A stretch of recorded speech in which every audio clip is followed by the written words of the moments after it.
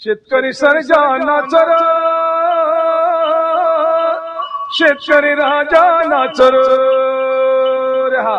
नाच गड्या सोन्याचा दिसा जहायर, नाच गड्या सोन्याचा दिसा जहायर.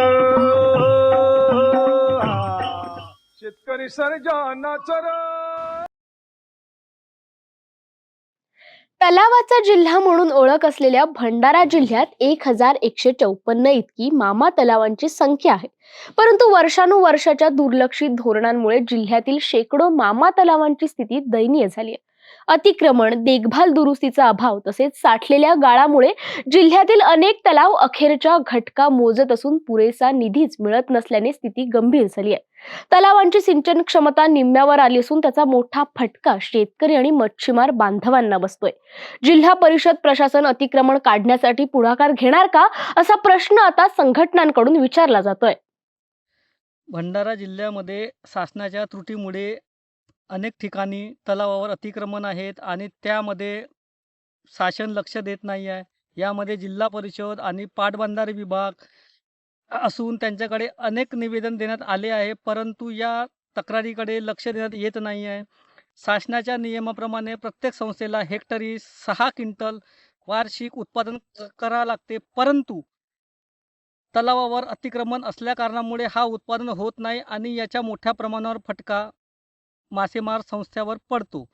मागील आम्ही 2021 मध्ये सर्वे केला असता त्यामध्ये 1200 कोटी रुपये तलावाच्या अतिक्रमणामुळे मासेमारी संस्था हे तोटा भोगत आहे आणि त्यामुळे संस्था देखील मागासवर्गीय मागे आले आहेत. त्यामुळे संस्थांना पूर्णपणे लाभ मिळत नाही आणि शासन पूर्णरित्या नियमाप्रमाणे हिसाब मागत असते, परंतु संस्था प्रत्येकरित्या हिसाब देणार तरी कसा. भंडारा जिल्ह्यातील मामा तलावाचे खोलीकरण, पाळी बांधणे, कालव्यांची दुरुस्ती, गेट दुरुस्ती, पाट दुरुस्ती आदींसाठी जिल्हा परिषदेच्या लघु पाटबंधारे विभागाने मागील 3 वर्षात जलयुक्त शिवार योजनेतून मोठा निधी खर्च केला. त्याचे चांगले परिणामही दिसून आले. काही मामा तलावाचे रुपडे पालटून तलावांची सिंचन क्षमता वाढली, परंतु अन्य अनेक तलाव अद्याप दुर्लक्षित आहेत. यावर्षी जलयुक्त शिवार योजना टप्पा क्रमांक 2 अंतर्गत जिल्ह्यातील 100 गावांची निवड करण्यात आली असून तलाव दुरुस्तीच्या कामांना गती मिळाली, परंतु अद्याप अनेक तलाव दुरुस्तीसाठी निधीच्या प्रतीक्षेत आहेत.